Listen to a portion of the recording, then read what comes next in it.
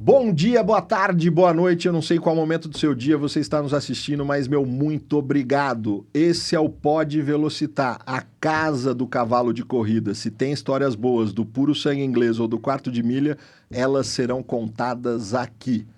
Hoje eu tenho o prazer de receber para um episódio duplo dois especialistas do mesmíssimo assunto, mas de partes diferentes aqui. Estou aqui com Juliana, especialista, cardiologista, especialista em medicina esportiva e connector da Garmin no Brasil há já bastante tempo. Ela vai contar um pouco. Estou aqui também com o Walter, médico veterinário, professor especialista em fisiologia. Por isso que eu estou falando, vocês dois são exatamente em campos diferentes, em espécies diferentes, mas a mesma coisa. E vai ser um episódio muito gostoso que vamos falar sobre treinamento, monitoramento cardíaco, e vocês vão poder entender melhor. E o momento é mais do que propício, porque acaba de chegar no Brasil uma novidade de forma oficial, com distribuição oficial, de uma marca que eu respeito muito e tenho um relacionamento há bastante tempo. Mas antes disso, eu vou fazer meu pedido clássico. Vou começar com as damas primeiro. Juliana, obrigado de você ter vindo aqui. Obrigado pelo convite. Quem é Juliana? Na nossa turma do cavalo, eu falo, quem é no mundo do cavalo de corrida em 30 segundos? Quem é Juliana no mundo da fisiologia, do exercício em 30 segundos? Bom, então eu sou médica, cardiologista. Hoje trabalho muito mais com a medicina esportiva, a cardiologia do esporte, tanto em avaliações, né, de esforço, como o teste ergospirométrico, que a gente usa também nos cavalos, né, mas no caso eu faço em humanos. E sou corredora de rua, então eu tenho essa vivência tanto com os meus pacientes, como também na minha vida aí como um hobby. E aí acabei unindo essas duas paixões aí. Quais são as tuas aventuras próprias? O que você já faz? O que você se aventura como atleta? Eu corro há mais de 15 anos e em 2019 fiz minha primeira maratona. Hoje, meu foco é maratona mesmo. Estou treinando para minha 8ª agora. Nossa, meu Deus do céu. Walter, quem é Walter no mundo... Você eu posso falar, no mundo do cavalo em 30 segundos. Bom, eu sou médico veterinário, né?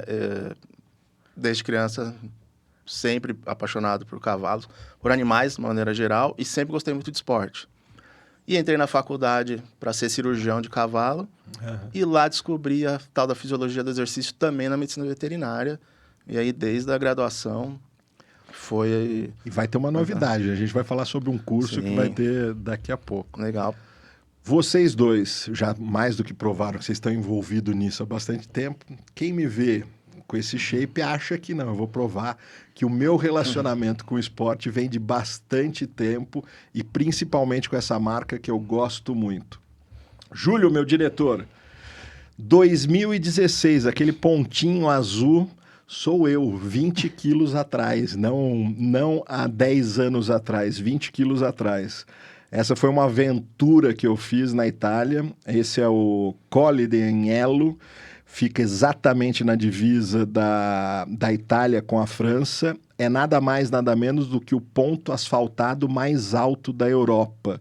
E eu desafiei para subir essa montanha sozinho e fiz isso e concluí isso. Vamos para a próxima, Júlio. É óbvio que a gente tem um tratamento porque era uma foto muito antiga, muito velha, mas fazendo essa subida tem 55 quilômetros de asfalto. No ponto máximo dela lá em cima é o ponto mais alto asfaltado da Europa. Óbvio que tem outros picos mais altos, mas asfalto, o ponto mais alto é exatamente esse. Júlia, a próxima. Aí, exatamente, fica na fronteira da França com a Itália. Eu bati 2.744 metros de altitude e eu só fiz isso e só foi possível porque eu estava monitorado cardiacamente com... Solta o vídeo, Júlio. Meu Deus. Essas horas que você se pergunta o que você está fazendo aqui. 1 quilômetro. Um frio absurdo. Lá vamos nós. Tá terminando. É isso, eu consegui fazer isso. Demoraram 6 horas e pouco para eu entre ir e voltar, né? Porque são 55 para ir, 55 para voltar. Tinha picos de 15% de inclinação na parte final. E aí tava um frio absurdo. E eu fiz essa aventura toda monitorado com Garmin na época. Hoje eu acho que não se usa, mas na época era cinta. Hoje se usa Ainda cinta. tem também a cinta. É que o de pulso evoluiu muito, né? Mas a cinta ainda tem e ela tem algumas informações extras também, né? Show, ótimo. Você tem esses dados guardados? Eu tenho anotado, eu tenho em alguma... Não, tinha uma planilha. Por quê? Essa foi uma aventura. E eu estipulei que naquele ano, em 2016, eu ia subir todo... Eu sou italiano, morei lá, né? Nessa época eu estava morando lá.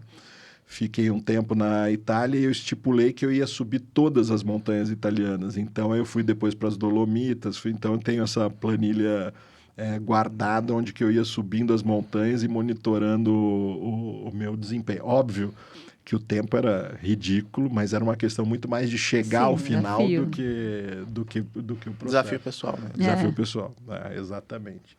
Aproveitando o momento de vocês, a gente vai entender um pouco desse produto da Garmin com vocês. Eu estou aqui com os meus convidados e vou aproveitar para anunciar uma novidade que acaba de chegar ao mundo equestre.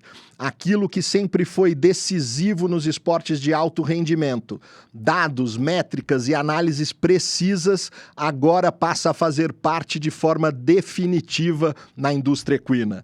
Essa evolução vem pela Garmin, a gigante multinacional americana que sempre transformou informação bruta em decisões estratégicas nos ambientes mais extremos do planeta. Esportes, aviação náutica e automobilismo de alta performance.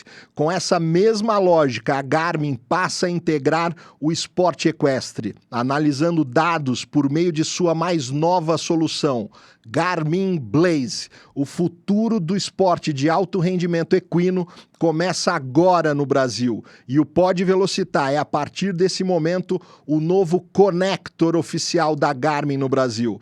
Com vocês, Garmin Blaze Equine.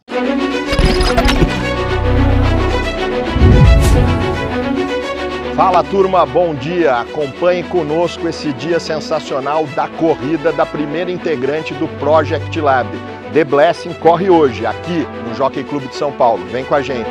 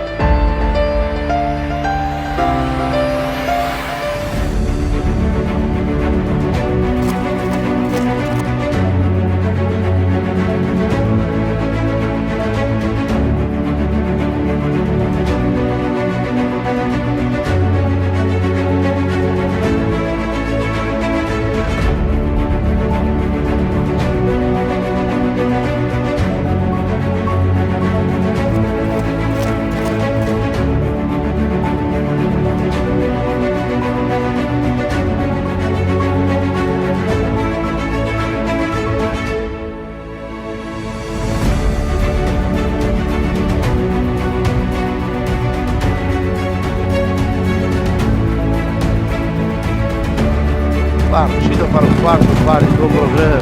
Due Giamini lavoro de Brasile vem pelo lado de fora as dois, um correndo pelo outro, os números 7 e 8, compra os 200, de Brasile dominou a carreira, Herbert, de Brasile fugiu um corpo e meio, 2, Due Giamini na tosse do segundo, compra o painel, Herbert, que filé, hein, de Brasile na ponta, la carretera na dupla, Skyline tomou a terceira, cruza na faixa final.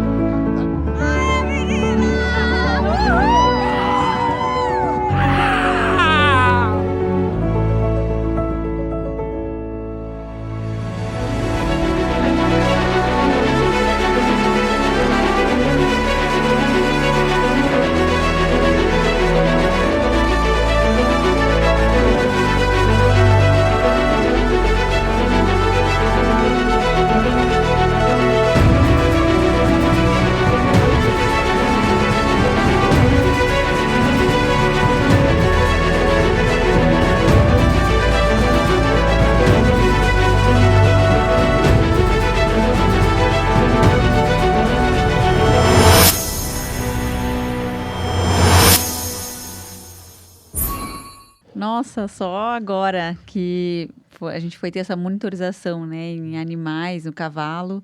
E Há quanto tempo você usa? eu uso o Garmin desde que eu comecei a correr, então há mais de 15 anos. E eu até andei resgatando ali quando que a Garmin entrou nessa parte fitness, né? E foi ali nos anos 2000, 2004, por ali, que eles lançaram os primeiros dispositivos para corredores, porque ela antes era um dispositivo de GPS para barcos, né? Enfim. Então a Garmin sempre teve o GPS como muito forte, né?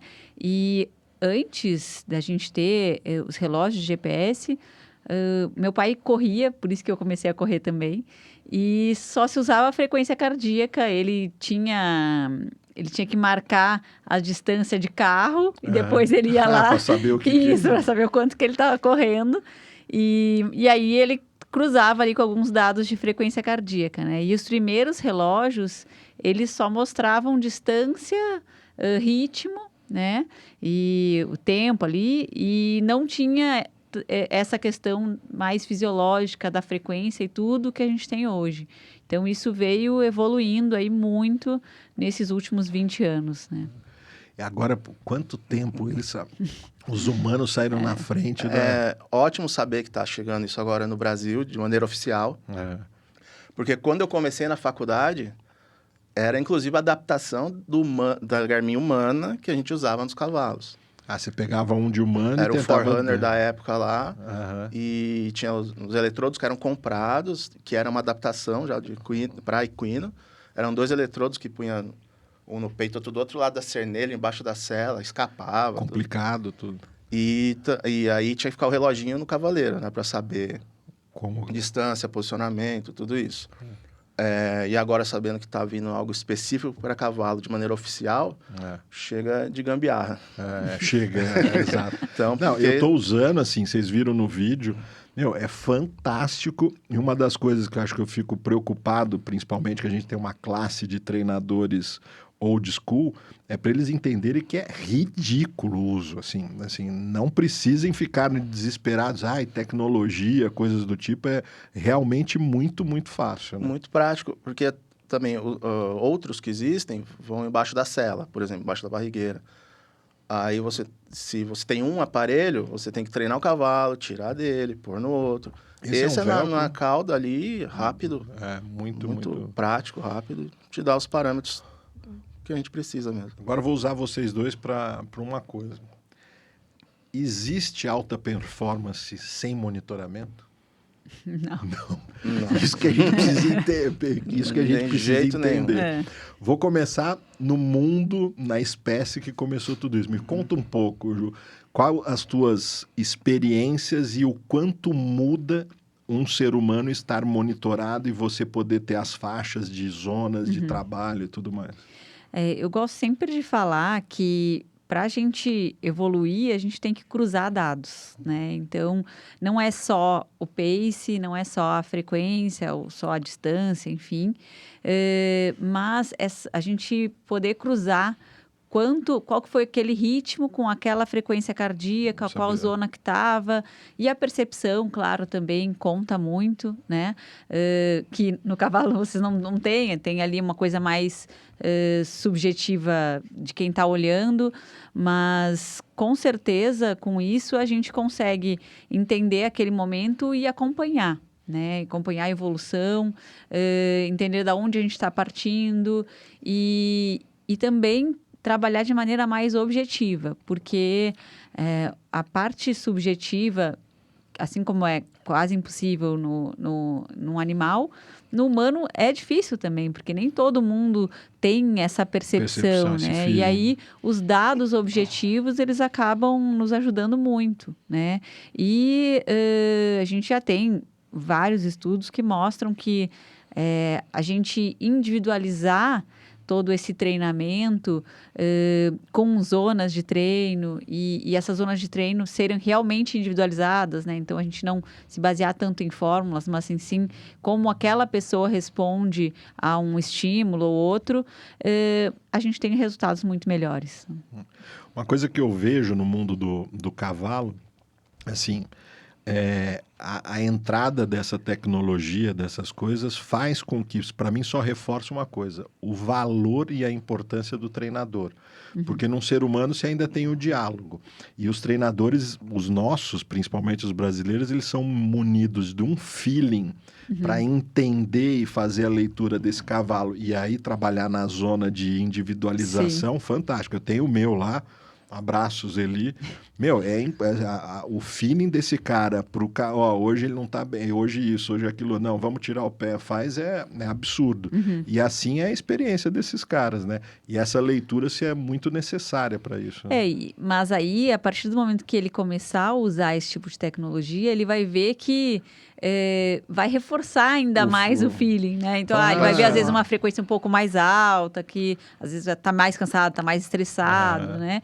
E aí a gente começa a cruzar os dados e por causa disso, vai ficar doente, enfim, tu começa a entender e antecipar algumas coisas, né?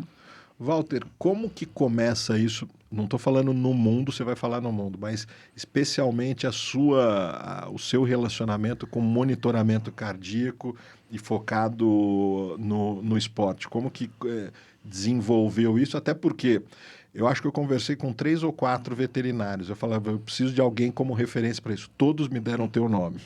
Todos eles, Naninho, Hernani e tantos outros. Porque eu falei, pô, vai falar com o Walter, vai falar com o Walter. Hernani, o filho dele estudou, né? Foi meu contemporâneo lá na Jaboticabal. E me conta, então, como que é a tua aproximação disso, já que não era no caso humano, é um pouco mais... Era mais simples, era quase que é regra, quer fazer... Quer trabalhar com esporte, com isso, você vai ter que dominar essas ferramentas. No nosso mundo do cavalo, não. Como que você começa nisso? Que nem ela falou, né? A gente vê de onde está partindo, né, com esses dados, e quando você tabela tudo, a gente vê onde estamos chegando. Então, se tem alguma coisa no meio do caminho ali, você já pega mesmo antes do cavalo dar o sinal. Então, logo cedo, eu entrei na faculdade em 2006 e já me envolvi com isso. Então, logo cedo eu já fui percebendo que monitorando, você tira toda essa subjetividade, que é muito importante. Lógico, tinha o tratador dos cavalos lá da faculdade, eu aprendi muito com ele. Ele batia o olho, ele conhecia todos ali, como se fosse um treinador que sabe reconhecer o humor daquele cavalo aí naquele dia. Porém, a hora que você põe esses valores fisiológicos na matemática, o número não vai mentir para você. Muito provavelmente vai comprovar aquele feeling que antes era uma questão de ou às vezes uma impressão errada, equivocada, vamos dizer assim, você põe numa tabela, faz um gráfico daquilo e vai comparando, não tem como aquilo te enganar. Então você vê deslocamento de curva, a gente marca alguns valores. Então, você vê se o exercício está ficando mais fácil para o cavalo. Eu já peguei princípios de tendinite só de ver a frequência subir ali. E ninguém consegue perceber isso no olho. Então, por exemplo, o cavalo está trabalhando para o lado esquerdo. No trote normal ali está frequencímetro, te dando a frequência ali. Mudou para a mão direita, mesma velocidade, tudo. Subiu um pouquinho, opa, pera lá. Alguma coisa. Então, antes de me dar a clínica, eu já fui lá, vi que tinha um negocinho. Então, além da parte esportiva de você tabelar tudo e ver, né, o caminho que você está seguindo, tem essa parte de você, muitas vezes, conseguir se adiantar numa lesão antes dela se tornar clínica. Então... Esse processo que você faz, você tem todos esses parâmetros. Como que você acha que com esse advento desse produto da Garmin, dele se tornar mais popular agora, está na mão das pessoas, como que essas pessoas, e você tem o domínio disso, como que os veterinários vão ter que se preparar em conjunto para trabalhar com um treinador? No mundo ideal, esses dados, essas mensurações, elas não vão ficar na mão só do treinador. Não. Ele vai compartilhar do mesmo jeito que Sim. ele vai compartilhar com o veterinário. Como que funciona isso? Tem gente preparada para isso? Existem cursos? Então, eu sempre faço analogia, porque logo quando eu comecei mesmo a sair da faculdade, fui para o mercado e comecei além de clínica, tudo, falar, eu faço isso aqui também, tinha muita resistência de, às vezes, o treinador achar que eu ia treinar o cavalo. Falar, não. Eu sou fisiologista, sou médico, veterinário, eu não sou treinador. Aí eu faço analogia de um time de futebol, que tem o técnico, que é ele. E se você entrar no site de qualquer grande time, vai estar lá uma equipe multidisciplinar, com fisiologista, nutricionista, cardiologista, e tem um médico fisiologista. Eu falo, eu sou esse. Eu vou vir aqui examinar teu cavalo com a visão de fisiologia, que não é clínica. Muitos parâmetros a gente usa na interpretação da fisiologia diferente da clínica. Por exemplo, lactato. Então, eu vou estabelecer zonas que você pode treinar, de intensidade de treino, e daqui você não passa. Mas o que você vai fazer para chegar aqui é com o treinador. Se quer virar tambor melhor, melhorar a mão do cavalo, fazer ele largar melhor, isso eu não sei. Mas com esse indivíduo, ele está me mostrando que se você passar daqui vai ser ruim para ele. Então, hoje, chegando um Garmin no Brasil, isso popularizando, vai ser excelente para diminuir lesão, aumentar o bem-estar dos animais de qualquer modalidade, né? E qualquer pessoa interessada tem os cursos no Brasil, né? Posso indicar o curso de jaboticabal, né, lá na Unesp. Existem, acho que uns 4 laboratórios no Brasil que têm esteira de alto desempenho, que fazem estudos com cavalos com isso. E ficar atento Sobre aos os cursos a gente vai falar já, vai ser interessante que tem coisa nova vindo aí. Ju, vou te pedir uma coisa. Como funciona isso no mundo do humano? Você, médica, especialista nisso, como é o teu apoio, qual é esse teu relacionamento com o treinador dele? Como que funciona? Porque aqui a gente tem uma analogia... Eu estava ouvindo ele pensando nisso, assim, que...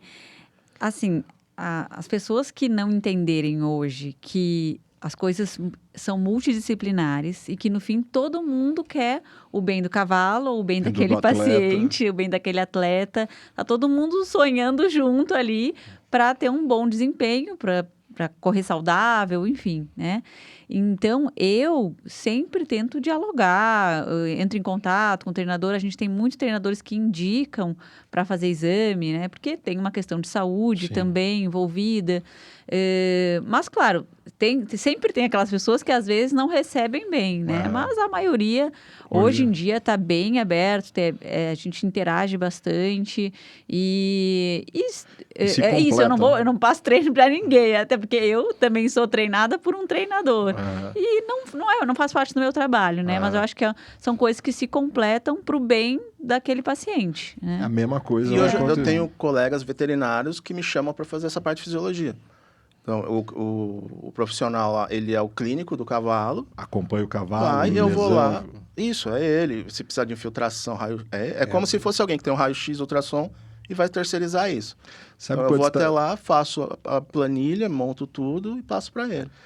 Hoje já está mais comum no mundo do cavalo de corrida, quase todos os meus cavalos têm e tudo mais, tem uma sessão de fisioterapia e tal. Eu lembro quando isso começou, porque os fisioterapeutas, grande parte deles são, acho que são, não sei nem se é obrigado, são veterinários.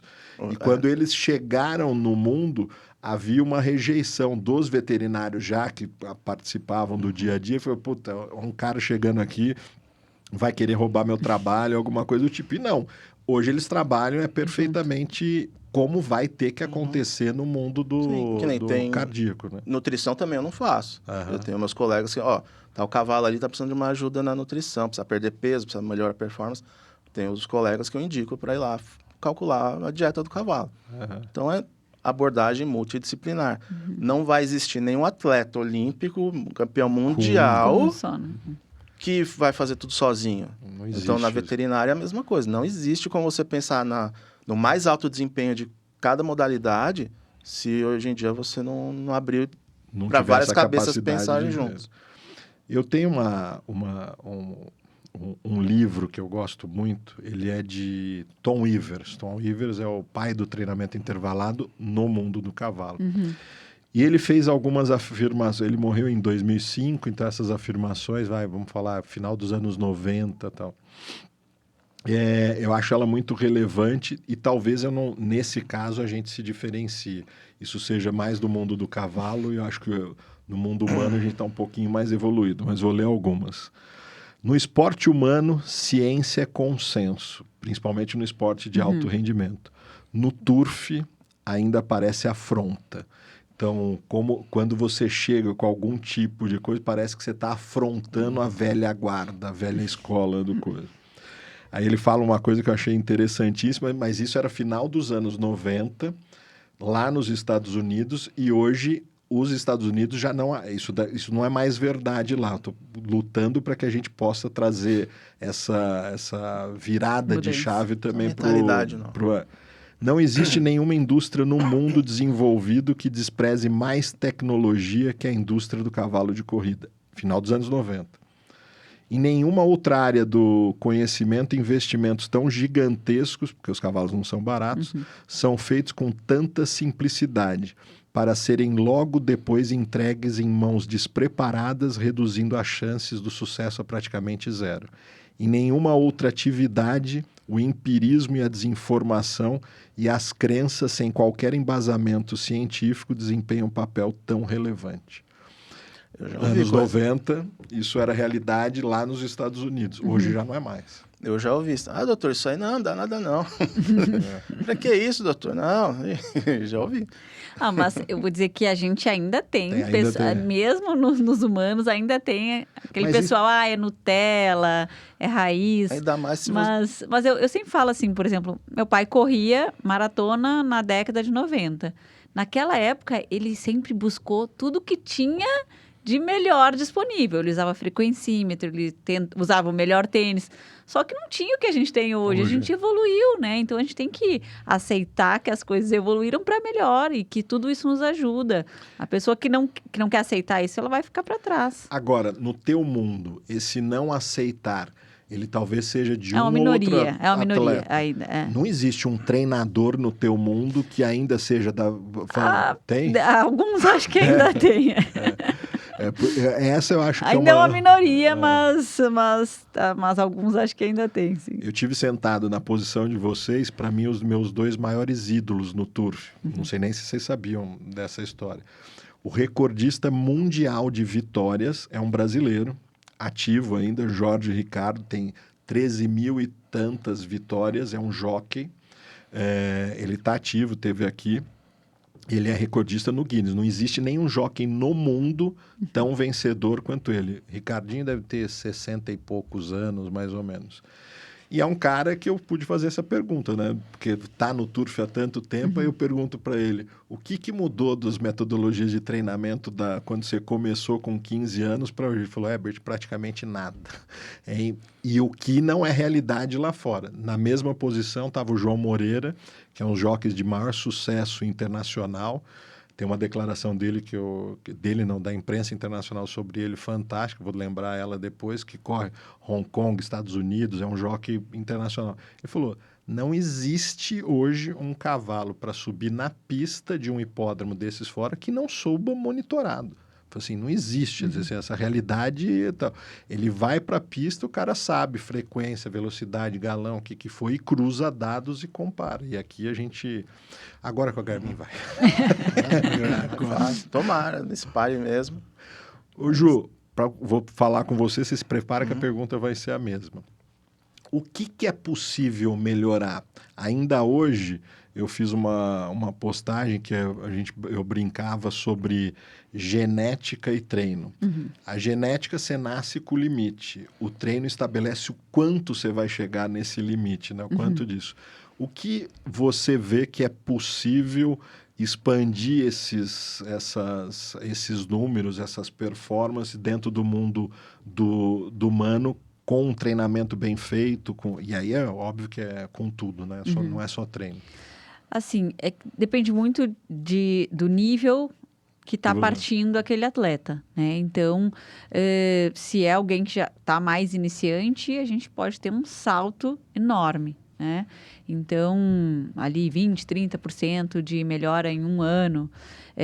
Se é alguém já mais experiente, eu sempre falo que a gente começa a treinar muito para melhorar um pouquinho, mas às vezes é um pouquinho, segundos ali, que numa corrida faz bastante diferença. No cavalo, né? tanto focinho já deixou tanta gente Então, pra trás. quando a gente está na performance de alto rendimento, é Qualquer detalhe, coisa, né? Então, tudo isso, que nem a gente diminuir poucos segundos num ritmo de maratona, no final é um baita diferença. Então, quem já está mais bem treinado ali, é uns 5% a 10%, em atletas de elite mesmo, aí começa já a ser 2%, 3%, mas que para eles conta muito, né? Agora, uma coisa muito importante que a gente vale para o humano, vale ainda mais para o cavalo, é a perenidade, né? Porque, assim, num cavalo que tem uma vida útil atlética, é um ser que vive, sei lá, seus 20, 30 anos. E se você falar que você tem uma vida atlética de alto rendimento de 4, 5, estou falando no turf, e você conseguir fazer com que nesse período ele corra mais vezes por causa desse monitoramento, vai mudar tanto. Isso também é válido. Sim, sim. A gente sempre fala também que, principalmente para humanos ali, que o atleta amador, por exemplo, que não tem muito tempo, ele tem 1 hora de treino, 1 hora e meia por dia, tem que ser eficiente aquilo que ele está fazendo, né? Então, esses dados te trazem uma eficiência maior de treinamento e com isso tu também acaba diminuindo o risco de lesão, porque a gente também não vai para um lado de um overtraining, né? A gente diminui essa possibilidade e também ganha no longo prazo, né? Nesse processo de você monitorar ele junto com o treinador e tudo mais, se a gente pensasse, comecei agora, defini hoje que eu quero correr, estou perguntando no teu mundo, que eu quero correr uma maratona, mas até então vamos falar que eu corresse corridas de 10 quilômetros. Quanto tempo eu preciso para completar uma maratona bem? Não quero ter números, mas quanto tempo de treino eu preciso me preparar para entrar no teu esporte? Assim, se a pessoa já corre ali os seus 10 quilômetros, normalmente ela vai fazer uma base, né, para ganhar um pouco mais de volume.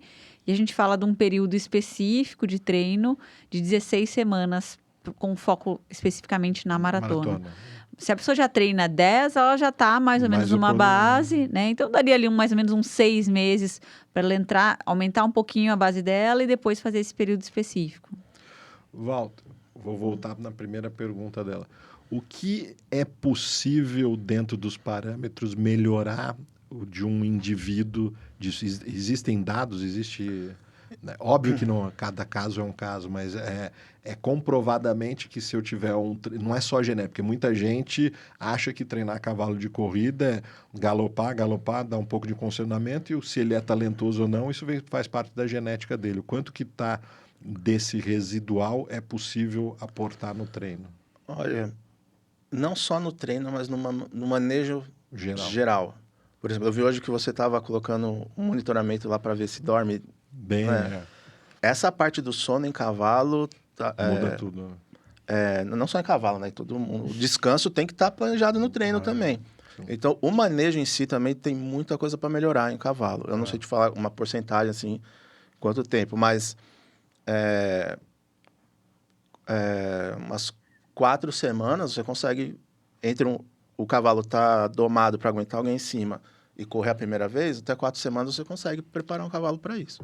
Monitorando. Agora vamos pensar no seguinte, eu já li protocolos e tudo mais que falam para você elevar um nível, você precisa de 8 semanas. Eu estou falando que estava lá com a minha égua, a gente fez uma mensuração nela de lactato, de frequência cardíaca e tal, e comprovadamente ela não estava preparada. E aí a gente precisava fazer uma programação para a próxima prova nela. E tudo que eu fui procurar de curioso e conversando com todo, eu lia que daquele nível, daquela base que ela tinha explosão e nada Estamina. de estamina, de aeróbico para aguentar essa corrida mais longa, que no caso dela era 1.000 metros, que eu teria que ter um protocolo de no mínimo 8 semanas para eu levar ela para esse sentido. Que tipo de literatura a gente tem hoje? Aonde vocês se baseiam? Quem são os mestres disso? Como que é? Bom, aqui no Brasil, puxando a sardinha para nós, é o professor Guilherme Ferraz, né, que foi meu orientador. Qual universidade? Unesp em Jaboticabal, do laboratório LAFEC.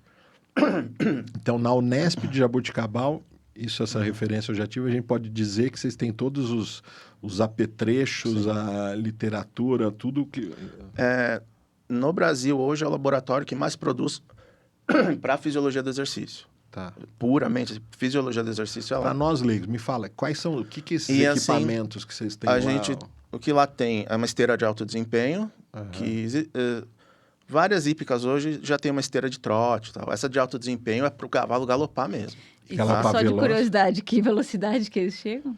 Ali, uns 75, Nossa. por aí. Aí ele galopa, né? Galopa mesmo. A 70, você pode chegar até 70. Caramba. E tem uma cinta, tem cinto de segurança, tudo. Sim, sim. Né? Tem cavalo que aprende a desligar a esteira, ele se solta, desliga, daí não vai mais. Ele pega... Cansa fácil Cansou. também. Assim, precisa de uma semana de adaptação para ele galopar legal na esteira. Nunca vi cavalo se machucar, ela inclina, tudo. É igual uma esteira humana, só com uma escala bem maior. Tem a máscara, tem o lactímetro de bancada, que ele é um pouco mais fidedigno do que o portátil. O portátil serve para a gente usar a campo também, mas o padrão ouro é o de bancada ali. Tem tudo, até para fazer biópsia, para tipificar Isso as fibras. Comum nas outras universidades ou não? Não, eu de cabeça agora eu sei que tem na USP aqui em São Paulo, na Federal do Rio, Jaboticabal e Botucatu. Essa esteira de alto desempenho. Na Unesp também em Botucatu. E como que nós, participantes dessa indústria, mas não alunos da universidade, podemos se aproximar disso? Existe alguma coisa que eu possa testar cavalo lá, que eu possa conhecer de curioso? Como que funciona isso? Essa relação com a universidade? Vou te dar um exemplo. Uma vez, virou um amigo meu agora, né, mas de Aquiraz, né, no Jockey Club Cearense. Ele foi para os Estados Unidos, comprou um monitor e um lactímetro, mas não sabia usar. Aí ele procurou e achou a gente lá. Aí nós fomos lá, demos assistência para ele. Então tem... podem procurar no Instagram, tá? LAFEC, é Laboratório de Fisiologia do Exercício Equino. E pode mandar mensagem lá. Então, eu já vou ter deixado o Instagram de vocês, então, obviamente... Ou fala comigo, a gente vai lá. Faz uns 3 meses nós avaliamos lá uns cavalos de CCE. Agora é hipismo completo, mudou o nome. Inclusive era inglês de corrida e agora está no CCE. Mas tem o que é mais fácil e prático da gente ir a campo, onde o cavalo está, e fazer os mesmos testes. O que, de certa maneira, é mais legal, porque é na situação que o cavalo está. A esteira, a gente deixa a temperatura da sala constante, umidade, tudo, a gente tem um ambiente mais controlado, mas é um pouco irreal. Então, eu gosto muito de ir a campo e faz na pista que o cavalo treina. Jaboticabal para Sorocaba, quantos quilômetros então? Vamos chamar você para ir para lá, para poder fazer Não sei agora Mas não é cabeça. tão... Não. Nós estamos no estado de São Paulo, é dentro do mesmo estado. Tá Se quiser levar o podcast lá, filmar um dia lá, dá pra gente conversar. Vai ser legal. Mostrar. É legal do pessoal ver isso. Ver um cavalo galopando. Os alunos, a primeira vez que vê... Nossa, porque é impressionante. Ver um inglês grande, galopando, forte na esteira, é bem legal. 60 que seja, é muita velocidade. Assim, eu nunca cheguei um cavalo nessa velocidade, eu sei que ela chega, né? Mas até aí a gente geralmente para com 200 batimentos por minuto. É onde você tem Já dá para ter uma ideia legal do nível do cavalo. Vou explorar vocês em outra coisa que me interessa bastante. No mundo de vocês dois, como é o treinamento intervalado? Como que isso é? Eu sou um adepto dele, gosto e estou implantando esse protocolo dentro da minha égua. Agora, me fala um pouco, vamos começar com a Ju. Como que funciona? Hoje é uma escola, não é? Existe prós e contras, existe gente que é adepta e não. Como que funciona? Já é bem estabelecido, né, que é uma das métodos de treinamento que mais melhora capacidade aeróbica, né, que é o nosso VO2, e performance. Claro que não é só treino intervalado, você né, precisa... então a gente, num ciclo ali de uma semana, microciclo que chama de uma semana, tu vai fazer 1 ou 2, no máximo, treinos intervalados, e os outros vão ser mais rodagens, né?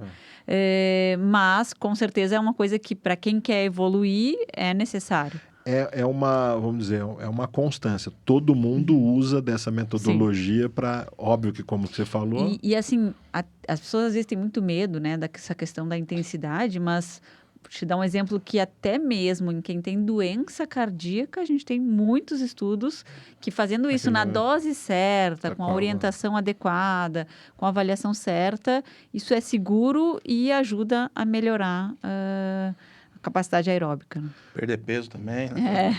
Exatamente.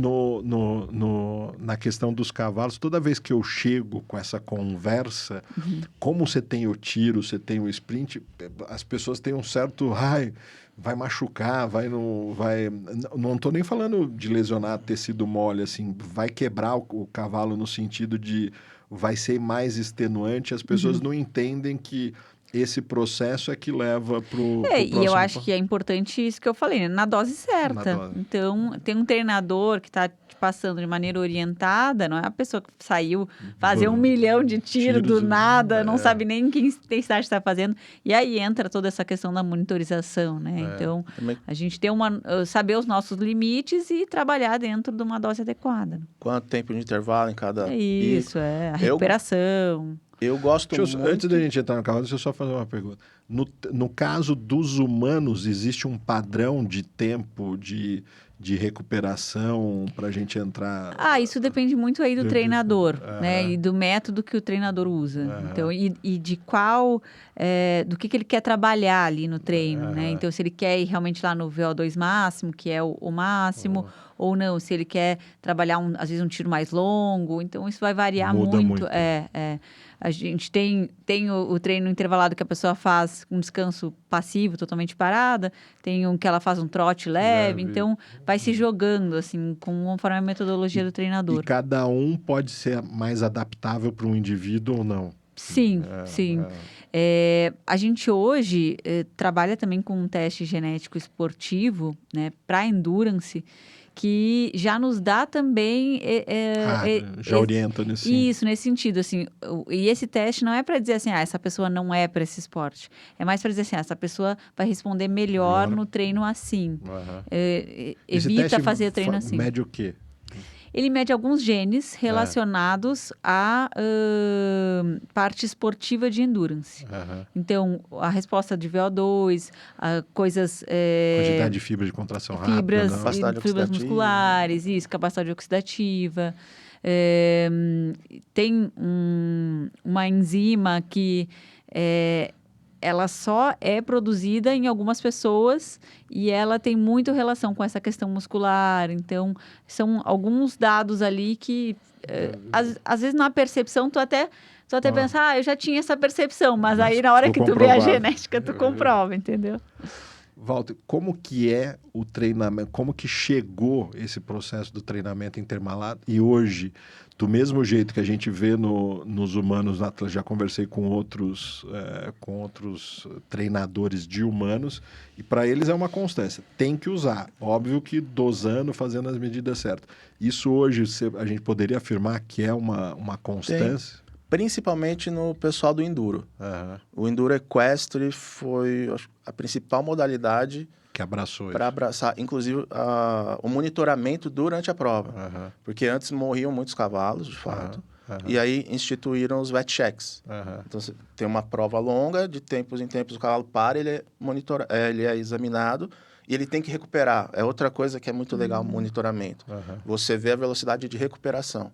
Então, você viu o pico de frequência, em quanto tempo voltou para a frequência de descanso. Essa velocidade é um indicativo de condicionamento também. Então, eu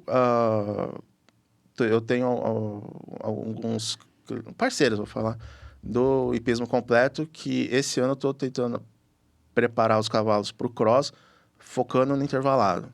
Né? Aí também todo monitorado, tudo certinho. Tem um que eu já conheço faz tempo, o cavalo.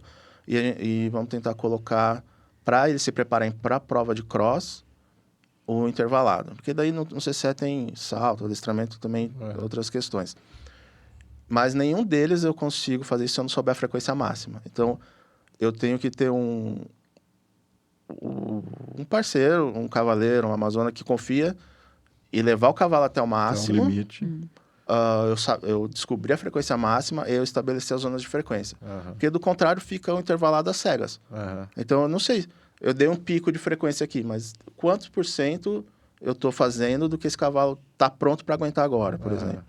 Então, a gente tem que saber como esse cavalo está e depois planejar o calendário dele com as sessões de treinamento do que a gente quer. Então, senão é tudo meio que no escuro. Então, a gente daí faz 3 picos, 3 galopes de 1.000 metros com 3 minutos de descanso. Fica uma coisa meio aleatória, se eu não estiver monitorando. Então, a literatura hoje mostra pra gente ganhos de condicionamento no cavalo com treinamento intervalado, com intervalos de 3 a 15 minutos entre as sessões. Então, tem uma variação muito grande ainda. De 3 a 15, então pode ser... muito variado. Vai dar um sprint de 400 metros, descansa 3 minutos, 400 metros, 3... Ou então, 200 metros, 15 minutos, e os dois protocolos têm ganhos, entendeu? Aí também entra a individualidade daquele cavalo. Ele vai, esse indivíduo aqui vai responder melhor a qual? Quanto tempo de descanso a gente vai dar? Então, tudo isso...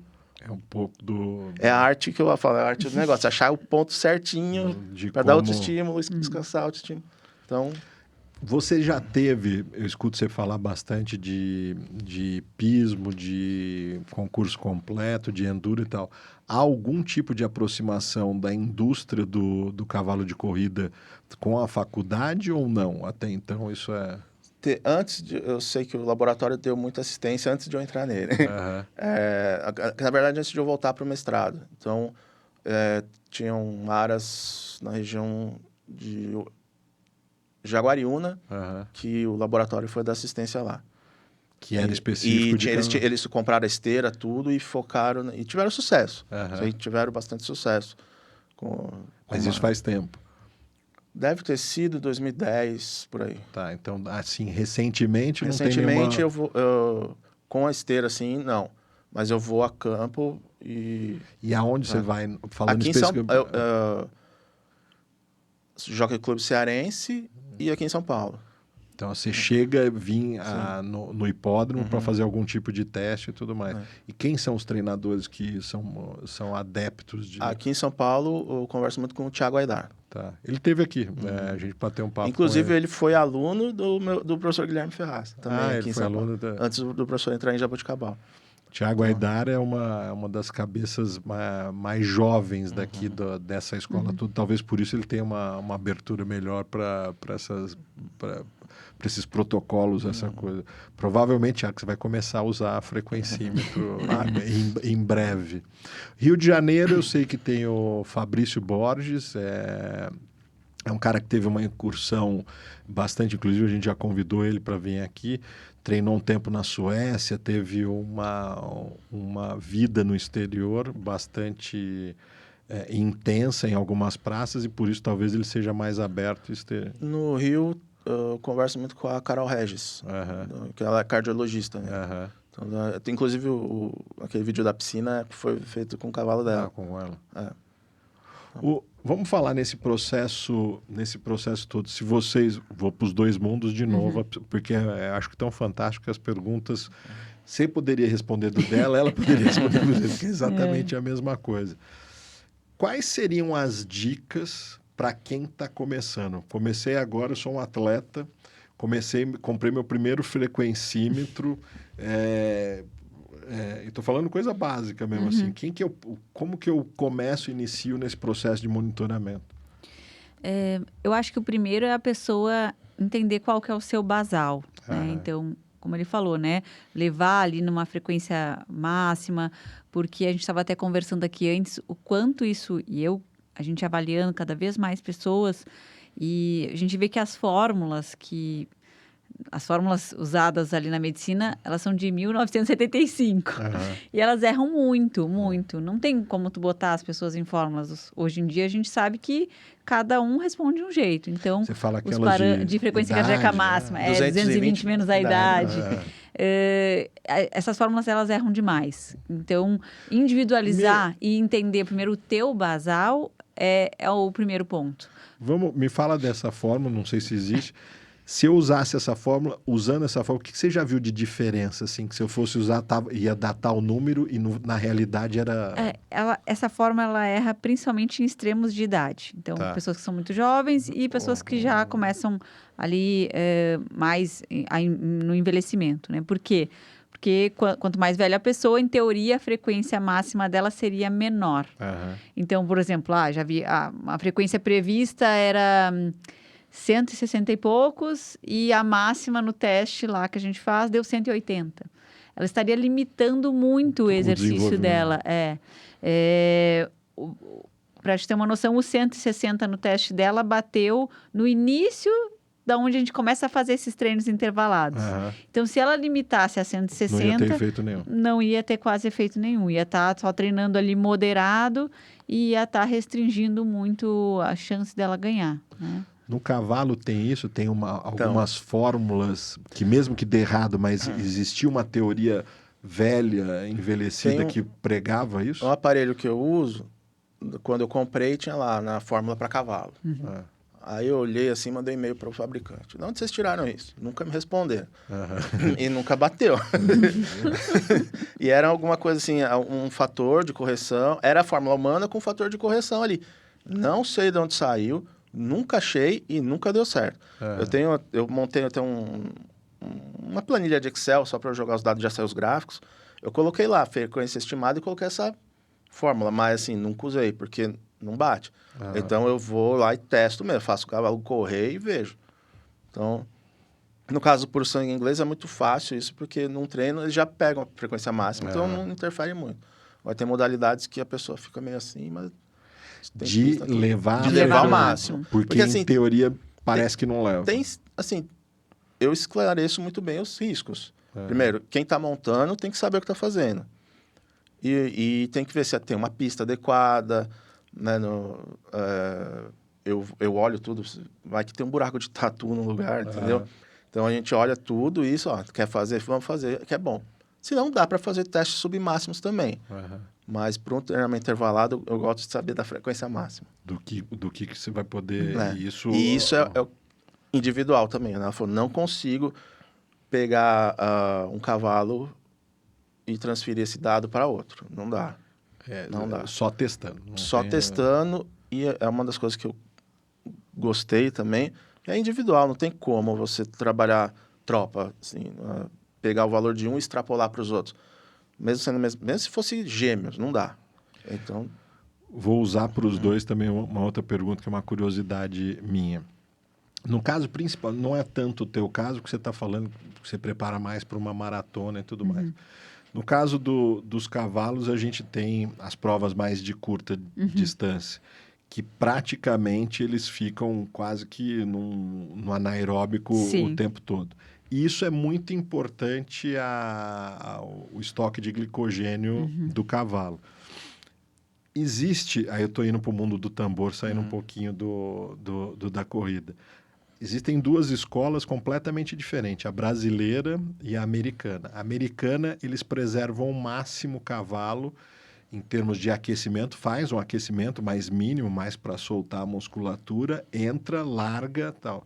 É quase que uníssono aqui no Brasil. Você vai ver os cavalos de tambor indo para as passadas deles, eles estão pingando de suor. Espumando. Estão espumando porque o cara, antes de entrar, ele ficou aquecendo, rodando. Isso, em teoria, esgotaria essa explosão do estoque de glicogênio que ele deveria ter ou não? É uma das coisas que, às vezes, a gente tem conflito. Quando eu falo, ó, gente, não precisa passar de 10 minutos o aquecimento aqui, não faz isso. Mas já está no popular ali. Então, até porque um cavalo de tambor, ele não vai rodar um tambor uma vez. Vaquejada é a mesma coisa. Então, ele vai lá várias vezes para a pista no mesmo dia. E outra, o cavalo viaja em pé, já vai tem desgaste, tem tudo isso. Então, sim, não é legal aquecer 40 minutos, não. E é meio uma coisa cultural. Como funciona isso no humano antes da tua prova? Você tem um processo? Você tenta poupar? Assim, se for uma prova curta ali, normalmente faz um aquecimento. Claro que atletas profissionais quase sempre fazem aquecimento, né? Mesmo para provas mais longas. O atleta mais amador não faz um grande aquecimento. Principalmente uma prova longa como maratona, muitas vezes acaba usando os primeiros quilômetros como um aquecimento ali também, né? Porque é mais difícil até a questão de logística e tudo, mas para provas mais curtas é bem interessante, sim, fazer um aquecimento, porque a pessoa já quer entrar mais forte, né? Na maratona a gente tem que buscar um pouco o equilíbrio, então tu não quer já gastar todo o glicogênio. Afinal, são 42 quilômetros. Mas a gente até nessa questão do teste genético, a gente identifica pessoas que são mais vasoconstritoras e elas precisam normalmente aquecer mais. Então, isso é uma das coisas que a gente consegue orientar, assim. E são pessoas que já têm essa percepção. Normalmente, elas falam, eu entro na prova depois de uns 5 quilômetros. Então, essa é uma pessoa que a gente vai orientar. Tu vai fazer um aquecimento um pouquinho maior. Então, são coisas que a gente consegue também ajustar. Hoje, dentro do mundo do cavalo, quais seriam para você os instrumentos que uma pessoa que esteja interessada em ter e manusear dados, ele precisa? A gente está falando, óbvio, do frequencímetro, mas que outras coisas a campo? Eu não estou dentro da universidade. A campo, o que você aconselharia? Frequencímetro e um lactímetro, se for possível. E vocês usam aqueles pequenininhos, assim? Ou... é o que a gente usa também. Vou fazer uma propaganda do outro parceiro nosso. Nós temos uma apoiadora, Dubervet. Eu te falei, né? Eu te contei isso. Eu tô com uma máquina, excelente a máquina dela. É uma máquina que ela testa até 7. Eu só uso para lactato. A mesma maquininha de campo, ela testa até 7... parâmetros. Glicose? Salvo engano agora. Corpos cetônicos, lactato, glicose, triglicérides. Eu lembro, mas... São 7 parâmetros. Eu só uso de lactato. Ela é de... legal. Na verdade, é uma empresa que trabalha com equipamentos de análise e tudo, e montaram uma divisão VET. Então, as mesmas coisas, ela também tem as mesmas máquinas humanas e tudo mais. Eles são bem... agora são os únicos, pelo menos para lactato a campo, na veterinária é o único, porque o outro que eu usei não acho mais as tiras. Saiu do mercado. Eles são, eu vou falar assim, de uma assistência excelente, a máquina é perfeita. Dobervet, entre em contato, tem a conta no Instagram, eles criaram a conta especialmente para veterinária e eu estou adorando, a máquina é perfeita. Outra coisa que a gente tem problemas quando, às vezes, tem pessoal já com um entendimento mais antigo, ter medo do lactato. Não, a gente precisa. Então, vamos. Mas por quê? Qual seria o receio? Aquele lance de ser o causador da fadiga, de lesão. Já ouvi que o cavalo morreu porque a musculatura encheu de lactato. Isso é lenda. O lactato é um marcador que é muito interessante a gente ver de esforço, de ativação de determinados tipos de fibra. Então... Eu tive aqui o Ronaldo, que é um treinador de humanos, e ele falava, eu até não perguntei para ele, eu não sei como funciona a fisiologia, que no caso o lactato até numa segunda rodada ele vira combustível, que depois ele vai ser processado. No cavalo é a mesma coisa. Mesma coisa. As fibras que produzem lactato tipo 2, elas produzem, jogam isso para a corrente sanguínea, depois o miocárdio usa, a fibra tipo 1 usa, no fígado tem o ciclo de Cori, que a gente chama, transforma o lactato em glicose de novo. Entendi. Até para energia para neurônio, para parte do tecido nervoso, o lactato é legal, não é ruim, não. Já é bem estabelecido que não é um vilão, né? Passado, na verdade, é só um marcador de fadiga, assim, de que a gente está numa intensidade alta. E a gente avalia a curva de lactato, né? Então, o comportamento ali, conforme a gente vai indo num teste incremental, que a gente fala. Vamos pensar na tua área para um maratonista. Qual é essa... que depois a gente vai falar do cavalo. Qual é essa curva? Você mede antes, ele tem que estar num parâmetro, mede como que funciona isso?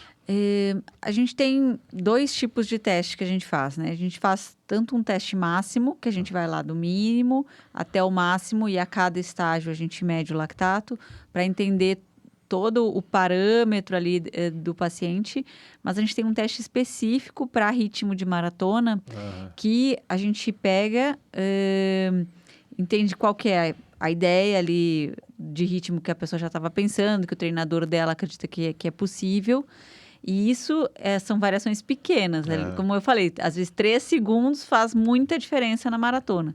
Então, um exemplo, a pessoa quer fazer uma prova com pace de 5. Então, a gente vai testar ritmos um pouco acima disso e um pouco abaixo, com uma diferença bem pequena. Isso é esteira. Esteira. Dá até para fazer em campo, mas a gente acaba fazendo mais em esteira. Com uma diferença ali de 3 segundos de pace entre uma medida e outra. E a gente vai entender aonde o corpo estabiliza. Porque para a maratona a gente precisa desse equilíbrio metabólico. Onde ela começa a perder essa estabilidade, a gente sabe que é uma zona de risco para uma quebra. Entendeu? Que ela não vai aguentar muito tempo. Como funciona isso? Mesma coisa. Nossa, é tudo igual, cara. Meu Deus, vamos aprender, vamos tentar entender isso. A fisiologia na veterinária, ela vem inspirada na humana. E a humana é muito mais antiga, né, mano? Veio primeiro. Então, tem muitas coisas na fisiologia veterinária que tiraram direto da humana e não bateu muitas coisas. Tipo, o VLAC 4, que seria a velocidade onde a concentração de lactato são 4 milimols por litro. Mas sabe que hoje, assim, está se vendo até que esses números fixos de lactato, mesmo no humano, eles caíram um pouco por terra, assim. Porque até isso, cada um responde de um jeito. Tem pessoas que têm um lactato um pouco mais alto e elas toleram aquele lactato um pouco mais alto até mesmo numa maratona. Então, a gente vê muito essa curva, né? Aonde que ele está baixo e começa, e aonde que ele estoura. A gente chama limiar de lactato. Então, eu posso fixar essa velocidade e treinar o cavalo. Por exemplo, na corrida, seria muito legal essa fase logo no começo, ainda para adaptar articulação, tendão, antes de fato, tirar tempo, essas coisas. Então, eu posso fixar uma velocidade, ver o lactato. Depois de um tempo, a gente tem que ver que essa velocidade subiu nessa concentração de lactato. Porque, quer dizer, o corpo vai ficando mais competente para fazer aquele trabalho. A frequência cardíaca mostra isso também. Tinha uma menina que o Lafec deu assistência um tempo, era de tambor. Ela punha a égua dela para puxar pneu. E quando subia, é porque ela eu tô aqui há 15 dias puxando o pneu no trote. A frequência baixou, agora eu subo um pouco. E foi monitorando assim. Então, e cruzando o lactato com frequência cardíaca, fica o ponto ideal, assim, de você ver onde o cavalo está, o ser humano, e a hora de subir um pouquinho, de desafiando o corpo. Como você pode... Para, assim, a gente aumenta a chance de não ter lesão. E uma coisa que eu vejo, principalmente conversando com a turma da corrida, essa questão que até então eles estavam no puro feeling faz com que eles não tenham segurança para subir o sarrafo, né? Para ir para o próximo nível. Porque como ele não está baseado em nada, isso que você está me pedindo é muito, esse próximo passo eu não vou fazer, e aí você subaproveita um talento que podia estar... Você pode evoluir de uma maneira mais lenta. Tá segurando ali o freio. Isso acontece com a gente também, assim, quando às vezes um paciente vai lá e faz um teste e ele não acreditava que ele conseguia aquilo, então passa a ajustar o treino em cima do teste e aí tem uma evolução melhor também. Eu estava assim, o ano passado, eu estava me preparando para um concurso que tinha o TAF. A hora que eu consegui fazer a corrida, eu falei, beleza. Que eu estava me sentindo cansado, eu treinava depois do trabalho, tudo, mas uma hora eu consegui, nossa, que bom. Às vezes nem... Eu estava me monitorando, né, também, mas... A hora que você chega nesse ponto, legal, bateu. É engraçado isso, Existem vários treinadores lendários dentro do mundo do cavalo, dois que eu gosto, um inclusive faleceu ano passado, Don Wayne Lucas e Bob Buffer. Eles têm uma característica muito interessante. Os dois são treinadores super vencedores de inglês, talvez uns dos maiores da história, mas eles começaram os dois no mundo do quarto de milha. Então, eles dominam muito, talvez até meio sem saber lá atrás, porque um deles, como eu falei, faleceu talvez com seus 80 e poucos anos, eles dominam as fases de anaerobismo, assim, de frequentar esses patamares, e quando eles mudaram, saíram do mundo do quarto de milha, que como o próprio nome diz, só 402 metros, e foram para o mundo do puro sangue inglês, a coisa começou meio que colocando essas técnicas, que naquele momento não era tão usual, já que a gente falar que o intervalado chega no cavalo de corrida com o Tom Ivers nos anos 90, ele colocando isso meio que sem saber, mas e tendo resultados expressivíssimos nisso. Né? Para você, no ambiente acadêmico, existe um conceito de quem é o pai do treinamento intervalado para os cavalos? Não. O pai da fisiologia do exercício na veterinária é Sonny Dyson, é um sueco que ele fez a primeira esteira de cavalo na década de 60. Tá. Agora não estou lembrando do treinamento intervalado. Tem vários trabalhos, mas eu não sei de Para mim, o que eu assim. sempre escutei, sempre li e tal, é essa referência desse fisiologista, Tom Ivers, um americano. Ele morreu em 2005, anos 90, mais ou menos. Ele tem um livro fantástico, chama The Fit Racehorse. É muito bom. Tem até depois uma evolução dele. É muito interessante essa... Um pesquisador que é veterinário, hoje ele é treinador, que é muito famoso, é o David Evans, australiano. E eu sei que ele adora usar a frequência cardíaca. Acho que eu te passei a apostila dele, muito frequência cardíaca. Ju, no mundo do cavalo, existe, se a gente espalhar o mundo em continentes, existe alguns continentes que, eu estou falando do intervalado, que isso é mais notório. E dois que são mais notórios são Estados Unidos e Austrália. Eles se apoiam mais nisso do que a própria Europa, que tem algumas, talvez um modelo mais clássico de treinamento e tudo mais. No mundo dos humanos, falando nessas provas mais de endurance, existem escolas que vocês seguem? Existem papas disso que ditam tendência e tal? Não, sim. Hoje os noruegueses estão muito fortes, até muito aliados a essa questão da ciência, né? De testes, de acompanhar essa questão fisiológica, né? Cada um tem ali a sua metodologia, mas todos acabam usando também essa parte. É mais espalhado, você não tem essa coisa que a gente tem Estou falando do cavalo de corrida, que você tem essas escolas onde esses protocolos são mais aceitos do que em outros... É um pouco mais espalhado, mas é um pouquinho, muda um pouco, mas todo mundo acaba sendo o mesmo objetivo ali também. Né? Walter, como que vocês fazem lá para se manter atualizado? Como que é esse processo? É basicamente troca de literatura científica com... Produção. Né? A gente está procurando mais cavalo agora para testar. E agora tem o Congresso Mundial na Tailândia, o professor está indo para lá.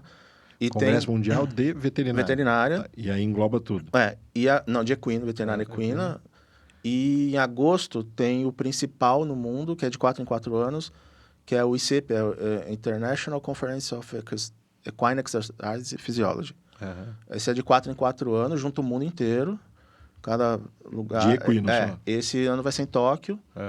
E aí é só cavalo, só veterinário, só cavalo. Então, e só fisiologia, só treinamento. E como é o Unesp, uma faculdade estadual, tudo, existe um apoio, vocês conseguem isso?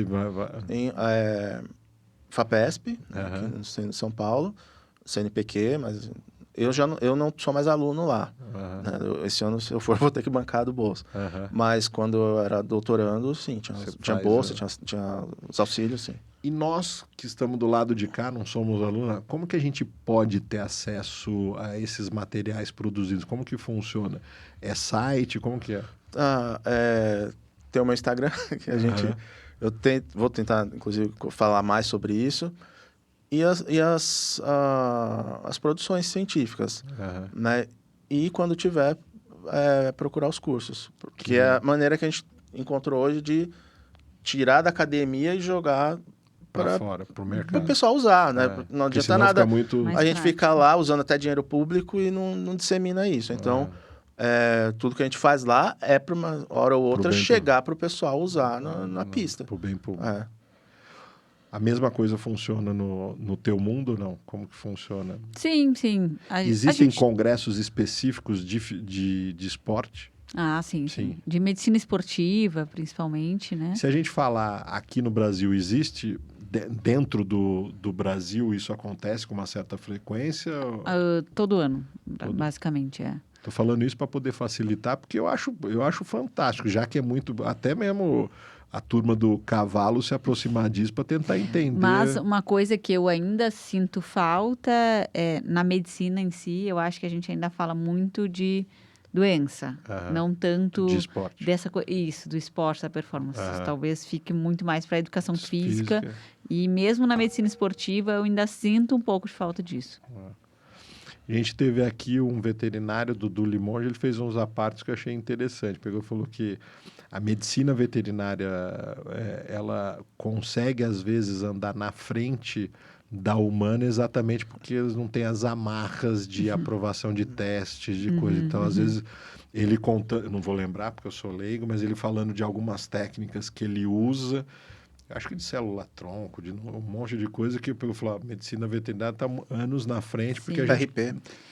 Exato. Exato. A própria parte na veterinária de reprodução está mais adiantada do que na humana. Um exemplo disso é, por exemplo, o Garmin, ele tem um eletrocardiograma no relógio. Mas no Brasil não pode ser utilizado porque não tem aprovação da Anvisa.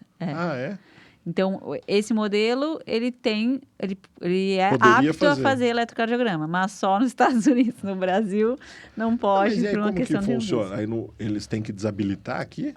É desabilitado, nem não tem como baixar o aplicativo, não consigo. Poxa, que... E é um dispositivo que tem essa tecnologia, entendeu?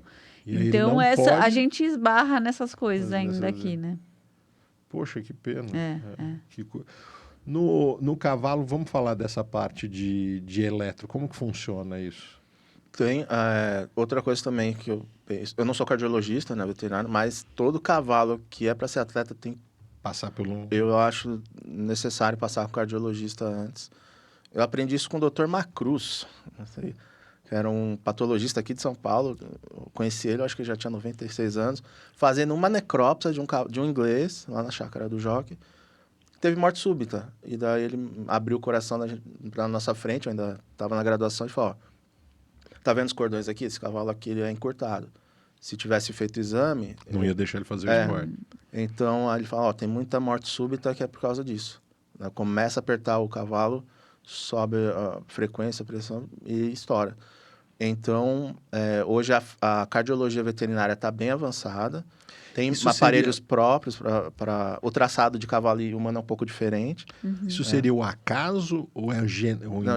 Não, aquele animal nasceu com essa característica e não poderia ser atleta. Agora, é uma característica que, em teoria, poderia ter sido transmitida do pai ou não? Provavelmente sim. Provavelmente sim. Então, não sei te falar, não sei o marcador genético disso. Eu lembrei agora de ver a necrópsia ali com ele explicar isso. Mas... E ele fala, se tivessem feito um eletro, teriam visto isso e não era para esse cavalo correr. Nada melhor que eu fazer essa pergunta para você, que é a tua área, que é exatamente a tua área. Isso eu ia falar que é igual a nossa. Exatamente. E aí você poderia ter um humano... No nosso caso, nós escolhemos quem vai cruzar com quem. Sim, eu fiquei pensando nisso.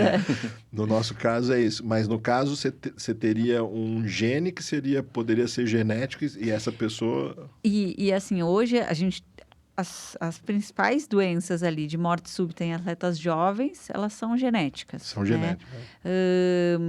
Abaixo ali de... Antes era 35 anos, mas saiu um estudo recente agora, abaixo de 25 anos... As principais causas são genéticas. E algumas dessas doenças, hoje é até mesmo autorizado fazer seleção genética. Você pode fazer... Pode fazer por reprodução, fazer teste para selecionar com que esse gene não passe à frente. Na fase de embrião ainda. Isso, fase de marcação. Faz teste genético. Eu brincando aqui, conversando com o Ronaldo, né? Pegou e falou assim, no nosso caso, do mundo dos cavalos, nós assumimos a função dessa palavra tão bonita, o Criador. A gente assume a função de Deus, porque nós que decidimos quem cruza com quem, porque eu quero... Você vê a genética dali e você escolhe. E aí, por isso, você tem um selecionamento, você tem uma produção de... eu quero mais fibra isso, quero mais fibra aquilo, que você que faz... Já tem alguns testes, né? Para herda, por exemplo, tem algumas doenças que o pessoal já faz, já corta esse aqui. Que não... E ele pegou e falou, pensando como treinador, que bom que seria se eu pudesse ter, mas não é, um acaso. No mundo humano é mais complicado esse processo. Ele falou aqui, vou usar o Ronaldo de referência também, ele falou dessas características dos atletas velocistas, falou dos quenianos e tudo mais. Estou fazendo essa comparação, analogia conosco. Quando nós vamos identificar um cavalo para saber se ele é um velocista, se ele é um fundista e tudo mais, antes de eu olhar o papel, olhando o papel, as linhagens, a gente vai saber para que lado foi. Em teoria, morfologia, já você poderia definir para que esporte? Um pouco sim. Sim, né? E você precisa, do mesmo jeito, você precisa de alguém delgado, mais leve para correr uma prova. Sim. É difícil alguém forte. É claro que sim, que hoje eu trabalho muito com atleta amador, que é o objetivo da pessoa, às vezes é só terminar. Completar e tá tudo bem, ou ela quer melhorar o tempo dela, é diferente, mas tem o pessoal do alto rendimento que aí, com certeza... Você consegue observar. Aí tem características ali que assim... A genética acaba confirmando isso, mas acaba sendo uma seleção natural, porque quem desponta já tem esse perfil, né?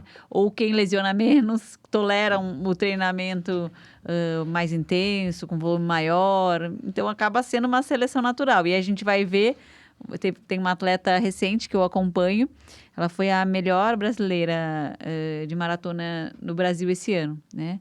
E o teste genético dela só nos mostrou aquilo que na verdade já era perceptível. E a genética estava a favor dela e fora isso ela começou muito cedo. Então tem todo um histórico aí de esportivo, né? Qual é a vida útil, vamos falar do teu esporte, da maratona, desse atleta em alto rendimento? Em média, né? Em média ali uns 10 anos, por aí, mais ou menos. A hora que ele começar, ele vai estar... E é que o atleta profissional, ali, depois dos 30 e poucos anos, ele já começa a decair um pouco, né? Mas quem às vezes começa um pouquinho mais tarde ainda evolui um pouco mais tempo. Um humano que treina bem, quer ser maratonista, quantos ciclos olímpicos ele consegue fazer? De ciclo olímpico, ali vai uns 3, 4. Em alto rendimento? Eu lembrei agora daquele marchador brasileiro. O Caio Bonfim? Eu acho que ele já está indo para a 4ª Olimpíada, né? Isso aí. Falando desse negócio de vida útil, isso é uma outra coisa observada. Quando a gente fala no mundo dos cavalos, lá eles têm uma vida útil muito maior do que a nossa aqui. Que a gente tem uma deficiência. Eu tenho ainda minhas teorias, principalmente no quesito de criação, né, de fundamento, de estrutura óssea e tudo mais. Isso é um ponto. Outro ponto eu acho muito diferente a nossa raia. A nossa raia relacionada aonde o cavalo corre, relacionada com lá fora, há uma diferença brutal de consistência. Não sei se isso provoca mais lesão ou não. Visualmente ela é diferente. Ninguém precisa de microscópio para saber isso. Visualmente você já consegue notar uma diferença brutal das raias lá fora, né? Isso é uma coisa pouco observada aqui dentro, uma coisa que eu acho que a gente tinha que buscar mais a fundo. Ou talvez porque eles estão monitorando mais. E outra, lá tem uma preocupação com o bem-estar animal absurda, né? Aqui a gente tem, mas a gente ainda está atrasado com relação a isso. Então, qualquer coisa eles fazem para mudar esses fatores. Né? Não, e isso é uma coisa assim que até em humanos, né, se a gente for ver toda a evolução ali da monitorização, há poucos anos atrás, ainda o foco era mais só monitorar o treino. Aham. Mas hoje, que o relógio faz parte da nossa vida. É. E aí é sono, é isso, é métricas de recuperação, o quanto tá de fadiga, de estresse, né? Mas que eu, que sou médica e vejo isso diariamente, acompanho em mim também, isso muda a saúde, muda a performance também, porque tá tudo interligado, né? No caso, a baia tem que estar tudo ok, a profundidade da cama que ele vai deitar, se está confortável ou não, se ele consegue espojar, se tem barulho e que ele acorda no meio, não chega no sono profundo. Isso muda. Vai mudando, Muito, muito. Até convulsão tem cavalo que não dorme direito. Você falou uma coisa importante, e é muito comum dos cavalos viajarem para fazer esporte. O quanto que isso influencia? Bastante. Muito, Principalmente quem não respeita o tempo de descanso. Aham. Por exemplo, treina o cavalo na semana. Aham. Dando um exemplo também do hipismo. Tinha um cavaleiro muito bom, um cavalo excelente, competiu em Orlândia, perto de Ribeirão Preto. Aham. Competição forte. Terminou lá, botou o cavalo no trailer e foi competir em Porto Alegre na semana seguinte. Aham. Derrubou tudo que era obstáculo lá. Em uma semana e ainda... Impossível. Orlândia para Porto Alegre, deve ser o quê? 1.700 quilômetros, por aí. O bicho foi em pé, ele chegou exausto, você tem que dar tempo. Aham. Em enduro, tem gente que dá 4 meses de descanso. O cavalo que vai competir o Qatar lá, né, o Mundial de Enduro, viaja no avião, compete no deserto e volta. Então, É extenuante. é muito extenuante. Então, às vezes, se você não sabe como o motorista dirige, a condição do caminhão, do trailer, às vezes, e as estradas. E aqui o Brasil é muito distante, muita coisa da Agora, vamos pensar no nosso caso. A gente tem que colocar o cavalo para ir competir. Existe algum protocolo de recuperação? tempo, né? E assim, Mas e nos casos quase tudo que for acelerar a recuperação muscular vai ser doping. Tá. Então, você, por exemplo, o cavalo gastou glicogênio ali para acelerar, para esse glicogênio voltar para o músculo, tem que, no máximo um soro glicosado. Se eu fizer qualquer coisa oral, o cavalo ele é mais lento que o humano. Que nem o humano que está fazendo maratona, o ciclismo, tem aqueles gelzinhos de carboidrato, para cavalo não adianta muito. É outra fisiologia, né? Então... Essa reposição via carboidrato não adiantaria? De um dia para o outro, não. Um dia para o outro, não. E então essas pastas milagrosas que eles dão pré-prova, isso é placebo? É bom para eletrólito, só que tem o seu tempo de absorção. E não vai ser possível absorver. Não é que o humano, nesse caso, é mais rápido. É bom, por exemplo, o CSEC são 3 dias de prova, fazer de um dia para o outro, ok. Agora, um cavalo que vai correr tambor 3, 4 vezes no mesmo dia, você tem que pensar tudo isso antes, para de uma sessão para outra ele recuperar bem. Você pode fazer, mas isso ali na hora vai fazer pouca diferença. Vai ser pouca Quase nula. Quando eu subi aquilo lá, era gel de 40 em 40 minutos, senão não aguenta. Foram 6 horas pedalando e agora eu fico imaginando isso, porque tive conversando aqui com uma outra veterinária, isso é uma diferença no conceito dela, quero ver se é tua, do tal da... A indústria vai em cima para poder faturar de suplemento, né? Sim. E aí ela falava do efeito da creatina para o cavalo. Como que é o teu conceito? Muito pouco efeito. Em humano tem mais.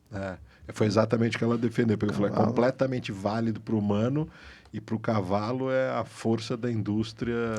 Não tem, é outra via de absorção. Assim, creatina é creatina, ok, mas é um pouco uma fisiologia diferente ali, para saturar o músculo com a creatina ali. No cavalo, não funciona igual aparentemente funciona no humano. Então, você cai naquela, né? O cara quer ficar dando... Eu não falo para tirar, porque se ele tirar, o cavalo perder, a culpa é minha. Então, e assim, quando eu comecei mais a estudar um negócio de doping também, isso está num dos principais livros de farmacologia aqui do Brasil, que para eu provar cientificamente que algo está dando resultado, numa corrida um cavalo tem que, no mínimo, chegar 1,2 segundos na frente do outro. Às vezes a estatística não te pega isso. Então, se for só um focinho que ele está dando de vantagem, é a diferença entre o primeiro e o segundo. Então, a gente ainda tem algumas limitações da própria da estatística, do N que a gente usa na fisiologia do exercício, é pequeno até. Né? Você vai ver trabalhos com cavalo com 6 cavalos, né? Difícil. Com 30, 40 cavalos, fica muito caro. Mas, em termos de absorção da creatina para o cavalo... Eu já vi várias... Você deve ser o terceiro que senta aqui que fala exatamente isso. Tem muita... Vou usar vocês, começando pelos humanos, na questão de suplementação. A variedade absurda de produtos, a indústria querendo te socar um monte de coisas e tal. Mas se a gente for limitar... Você vai se preparar, eu sou um atleta humano, eu vou me preparar para uma prova de endurance. O que você falaria que seriam os 3 primordiais que tem que fazer parte da tua coisa, que comprovadamente tem relevância científica? Olha... Se prepara. É carboidrato e sais, né? Eletrólitos, basicamente. E água, né? Então... mas de outros suplementos assim, que são essenciais... Um suplemento que eu gosto bastante, que tem para endurance, né? É o nitrato, que é pó de beterraba, que é um vasodilatador. Então, é uma das outras coisas que tem bastante evidência científica. Mas, assim, o que realmente não pode faltar é carboidrato e eletrólito. O resto, assim, tem alguns que têm benefício comprovado e tudo, mas não é o essencial ali. Não. E... até mesmo a questão da creatina depende muito da modalidade esportiva, né? Por exemplo, para a endurance não tem tanto benefício assim, porque ela é mais ali da explosão, força, né? Se acredita num ganho secundário durante o treinamento, mas também não é aquilo tudo, assim. No mundo do cavalo. Primeiro de tudo, chama um nutricionista de equino e acerta tudo, né? Vê o treinamento, tudo. Aí, a suplementação vai ser menos de 1% no resultado ali. Então, pensando agora, óbvio, ter o melhor sal mineral possível pro teu cavalo. Prebiótico e probiótico. É a mesma coisa. Prebiótico e probiótico são legais para ajudar, né, na melhor absorção. E cavalo é melhor... aumentar a energia com gordura, com os óleos, na verdade, né? Do que com carboidrato. Então, a questão de laminite, tudo. Então, o óleo de arroz, a gama-onizarol, se eu não me engano. Eu uso. É legal. E basicamente é isso. Né? De novo, voltando no lactato, eu já vi um monte de gente falando, um pozinho mágico aqui, não sei o que lá. Sempre tem isso. Esquece. Não, você está gastando dinheiro à toa, né? E... é melhor preparar o corpo dele para lidar com a dinâmica da produção dos metabólitos do que achar que vai ter algum pozinho, assim. Ô, Walter, eu não sei se é tanto a tua área, mas vou te explorar nisso. Eu viajo o mundo, assim, e todo lugar que eu vou atrás de cavalo, hipódromo e tudo mais. E uma coisa que eu bato aqui, eu acho que deve ser a 8ª vez que eu estou falando desse assunto aqui, é que... lá fora, nas cocheiras de treinamento, é ração balanceada e feno e alfafa. Ponto. A aveia solitária, ela já não faz parte desse processo há muito tempo. E no Brasil, como a gente é ainda muito antiquado nesse sentido, os treinadores, os que não usam na totalidade...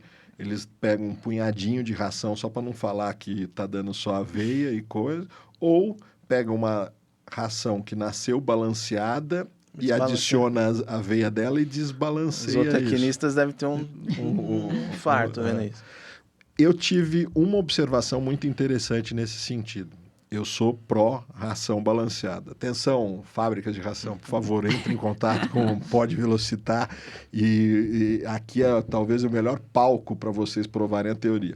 Só que eu tive uma contestação, achei bastante relevante, que é que a grande maioria das fábricas de ração não garantem a matéria-prima dali. Ela vai cumprir os parâmetros da tabela nutricional, mas a sabor do vento. Se ora está mais barato a casca de não sei o quê, vai para isso, vai para aquilo outro.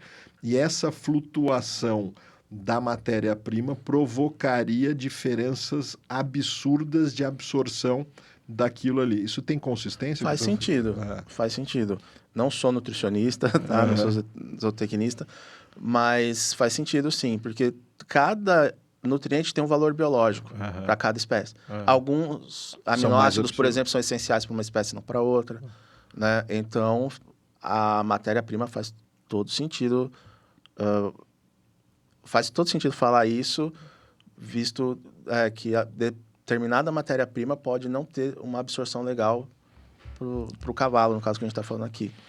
Vou fazer uma demanda. Fábricas de ração, produtores de ração no Brasil, se vocês tiverem um espaço e quiserem divulgar o produto aqui, com a comprovação da garantia da matéria-prima que vai constituir aquilo, nós estamos muito interessados nesse processo, porque eu vi que o grande medo dos treinadores hoje é, ok, uma bela tabela nutricional, só que a flutuação da matéria-prima originada daquilo vai dar uma absorção diferente. Outra coisa, ela falou de beterraba, para cavalo também é interessante. Legal. Isso foi uma conversa que eu tive com o professor de nutrição de equinos. Pela mesma teoria? Por causa do carboidrato da beterraba, ele não dá tanto pico de glicose. Porque ele é de palatinose, né? No cavalo. Então, aparentemente é um bom carboidrato para cavalo também. É interessante, no sul principalmente, quando você vai visitar os treinadores de reta e tudo mais, o que eles usam disso é absurdo, porque primeiro que são treinadores que têm, sei lá, 6 cavalos, isso é possível, de ralar beterraba, ralar cenoura, incorporar essa coisa mais fresca e de origem. Mas está dentro de um balanceamento, sim, né? Para ser legal. Não sei se fazem isso, eu sei que eles fazem. Se é balanceado, eu não sei. Você falou exatamente disso, do processo da pré-corrida de suplementação. No humano, isso existe, isso dá resultado por causa exatamente, porque a gente sabe que o humano eu posso absorver o carboidrato ali e tal. É só o carboidrato ou existe algumas outras coisas dentro do processo normal que não seja doping que eu posso utilizar muito pré-prova ou durante a prova? Fora do carboidrato. Aí tem cafeína, né? Que é um estimulante. Isso, que é um estimulante. Cavalo é doping, né? Cavalo é doping. E mesmo assim, a resposta de cafeína é muito individual, então tem muito que ver como que aquela pessoa responde. E no humano não é doping? Não é doping. A cafeína não é doping. E o carboidrato pré também é uma das coisas que a gente utiliza ali, mas também pode ser vindo da alimentação, não necessariamente precisa ser um suplemento, né? Mas, basicamente, o que não é doping é isso aí, e o nitrato. Aqui na cafeína, se a gente estiver jogando futebol, teu suor pode me contaminar. Daí não... por exemplo, no futebol é liberado a cafeína para os jogadores, mas pode ter essa contaminação cruzada. Se eu nem teve contato, só pelo... Porque agora está pegando parte por bilhão, né? Está muito sensível os testes. Então... Mas em cavalo, cafeína é doping. Vou fazer uma pausa aqui para agradecer um dos nossos apoiadores, Track Capital. É uma boutique de investimento que cuida da sua vida 360, inclusive... vou vender um cavalo, preciso receber o dinheiro fora, preciso abrir uma offshore, trazer, voltar. Eles podem cuidar de tudo, não só da sua vida financeira aqui no Brasil, como também lá fora. Ela faz parte do ecossistema do Banco BTG, o maior banco de investimentos da América Latina, e tem uma atuação bastante. Nos acompanha desde o início desse podcast. Muito obrigado, Track Capital. Estamos falando de turf. Estamos falando de cavalo de corrida nesse ambiente E eu gosto sempre, a gente produziu esse vídeo para reforçar. Fora os marasmos que temos aqui pela nossa condição de legislação brasileira, de como se encontra o turf no Brasil, é muito importante para a gente entender que o Brasil tem uma desconexão do que é o turf no mundo. E para que a gente possa entender isso e mandar um recado para a nossa audiência, vamos tentar entender o que é o turf no mundo.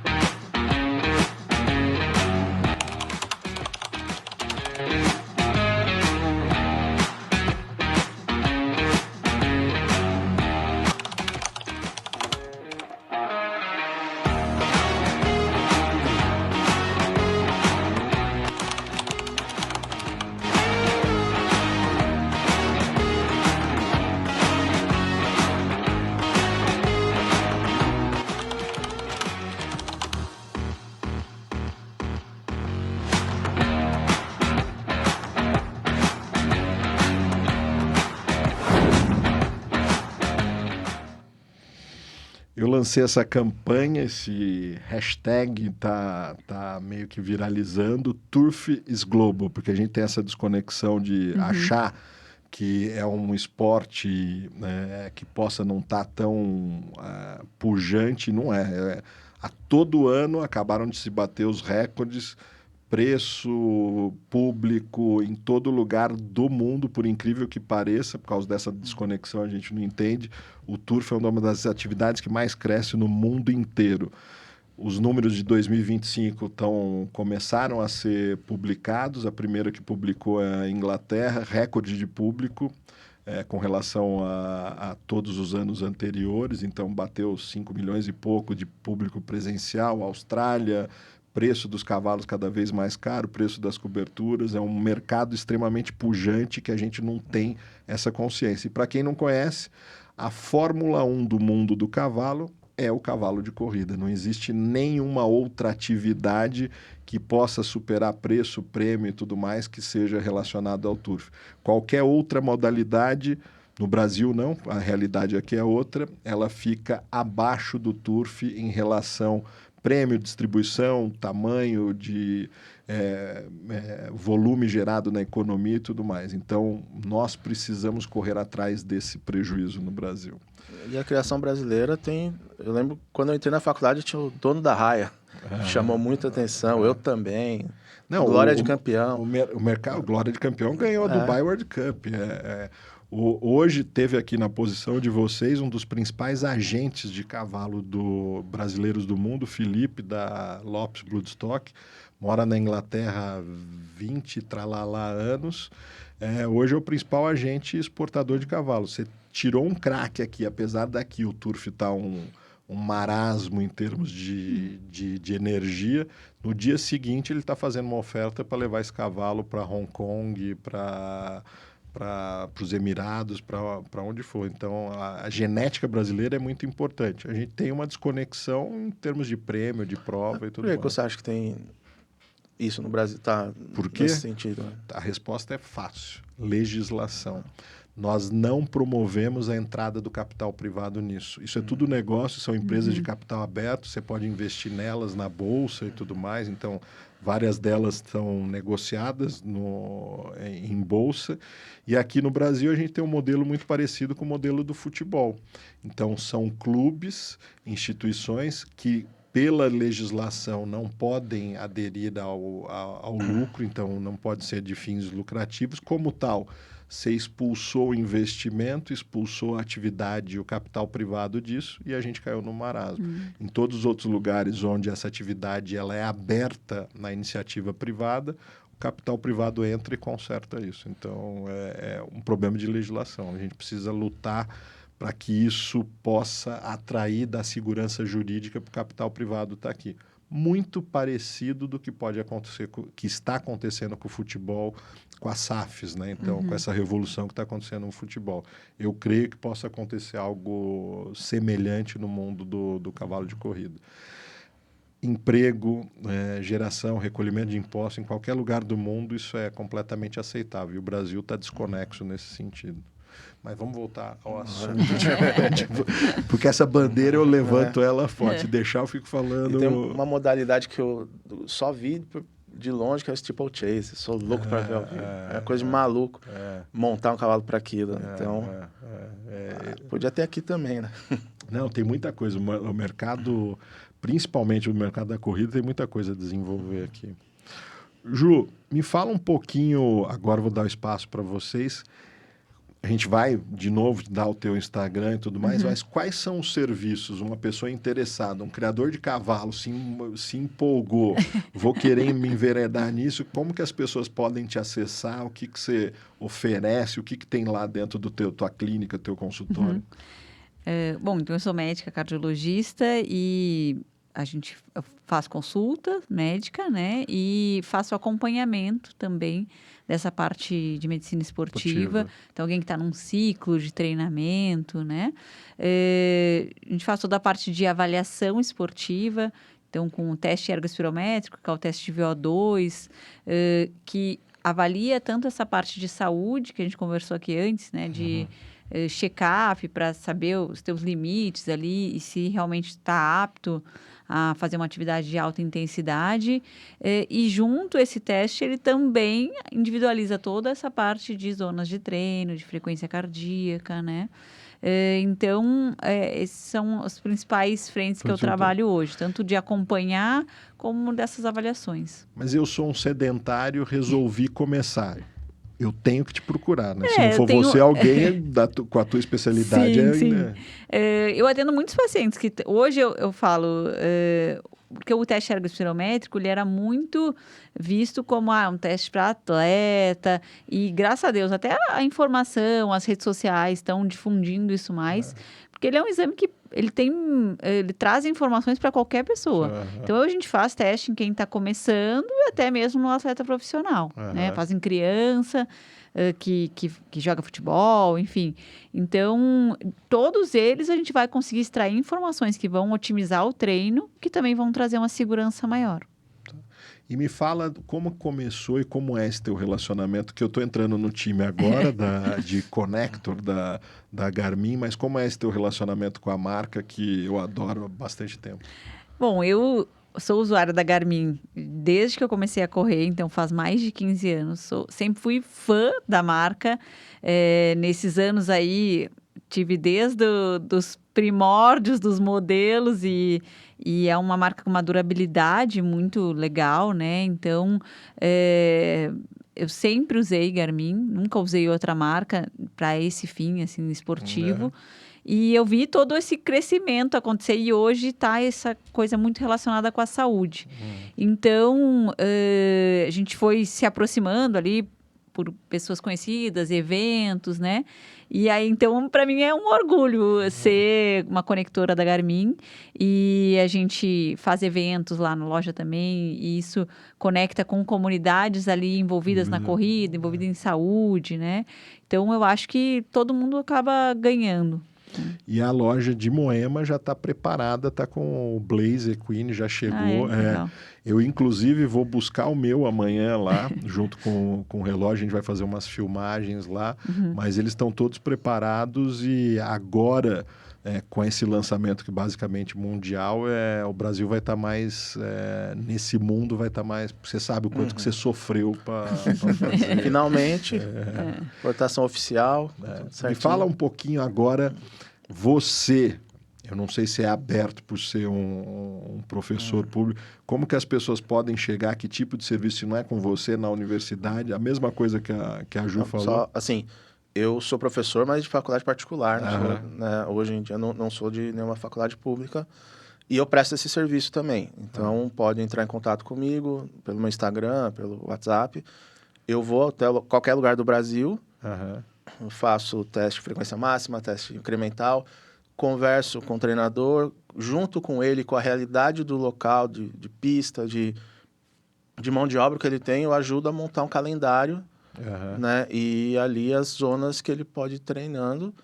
E muitas vezes a distância mesmo, a gente conversa, daí me passa feedback de como o cavalo tá, como tá respondendo, pelo aquele calendário, pelas que ela falou, microciclos, mesociclos, macrociclos, que são os tempos, né, que a gente vai planejando.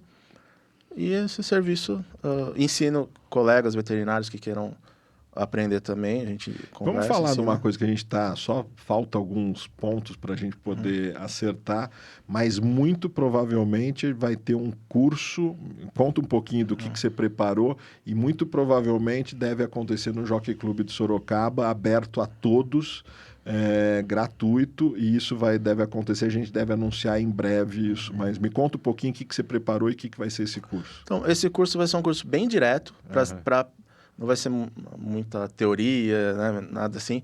Vai ser alguns conceitos e para a pessoa que for assistir, conhecer o que existe para ser feito e também já aplicar e entender, né, resultados, saber interpretar ali e conversar com quem está fazendo isso. Então, serão 2 dias de curso, né, à noite, provavelmente lá no Jockey de Sorocaba.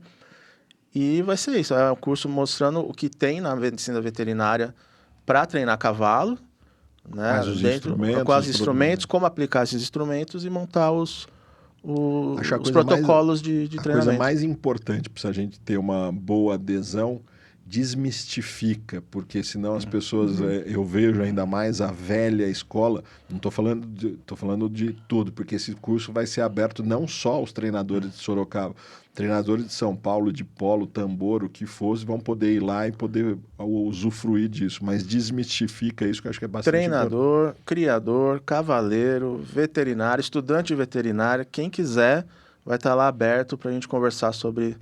E não é uma ferramenta difícil. Não, de maneira alguma, não é difícil.